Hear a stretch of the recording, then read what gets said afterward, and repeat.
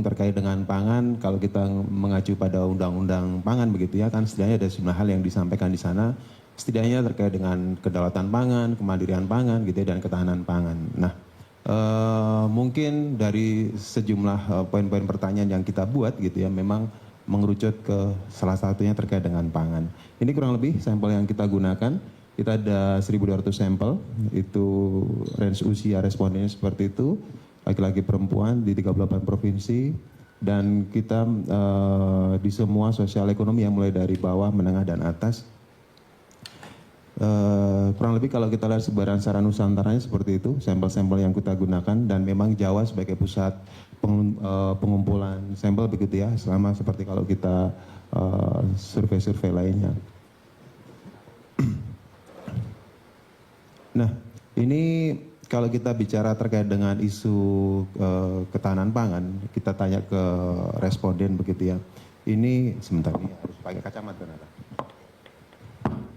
Ya, ternyata kalau kita lihat terkait dengan isu ketahanan pangan, ini yang kita arahkan atau kita sampaikan ke responden itulah segala sesuatu yang berhubungan dengan bagaimana mereka mengasup konsumsi pangan setiap hari begitu ya. Jadi berhubungan dengan individunya gitu ya. Jadi apa yang mereka rasakan. Jadi kalau kita tanya mereka terkait dengan isu ketahanan pangan, ini kurang lebih berhubungan dengan bagaimana sih Bu pemberitaan atau pengetahuan Ibu atau Bapak Ibu semua terkait dengan harga beras di sekitarnya, terus ketersediaan di pasar seperti apa. Jadi kalau di mereka itu secara umum terkait dengan isunya, memang 60% ya, sekitar 62% itu mereka mengikuti. Cuman yang benar-benar intens ngikutin itu relatif kecil, hanya sekitar 10%. Lainnya itu sifatnya kadang-kadang. Terus kalau mereka kita tanya terkait dengan kepuasan terhadap program ketahanan pangan, ini sama, ini sekitar 61% mereka menyatakan puas. Ini juga berhubungan dengan kondisi di sekitar mereka terkait dengan suplai pangan, setidaknya terkait dengan beras yang mereka konsumsi setiap hari.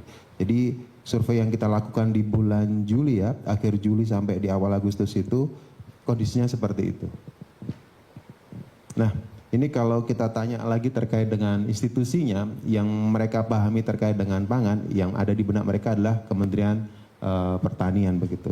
Dan kalau kita tanya lagi terkait dengan kepuasan mereka terhadap kinerja kementerian, ini relatif sangat tinggi ya, sekitar 71%.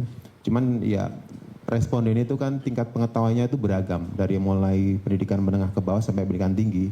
Itu jawabnya mungkin relatif umum begitu ya kalau kami tangkap. Tapi secara umum dari kinerja yang kita sampaikan dari salah satu kementerian ini, mereka masih menyambutnya secara positif, apresiasi tinggi lah, kurang lebih seperti itu.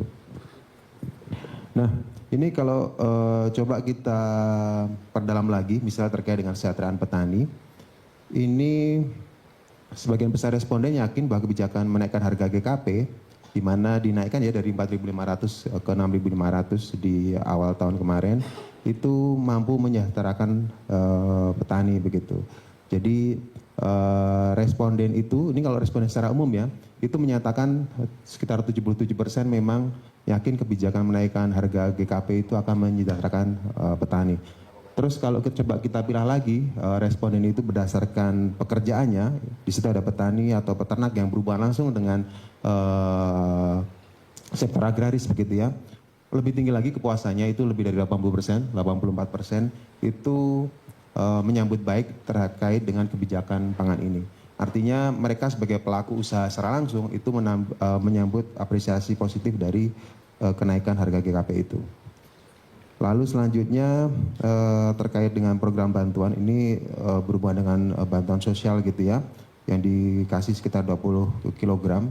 Ini secara umum, ini semua responden ini menyatakan bahwa itu program sangat membantu. Ya ini seperti yang sudah kita ketahui sebelumnya bahwa program terkait dengan menjaga kelompok menengah ke bawah, terutama rentan miskin dan miskin, salah satunya terkait dengan bansos, terkait dengan beras. Ya lagi-lagi itu mendapat apresiasi positif. Dan kalau kita lihat rentang yang panjang, memang dari era rezim sebelumnya hingga Pak Prabowo ini, itu adalah salah satu sektor yang selalu mendapat kepuasan yang tinggi.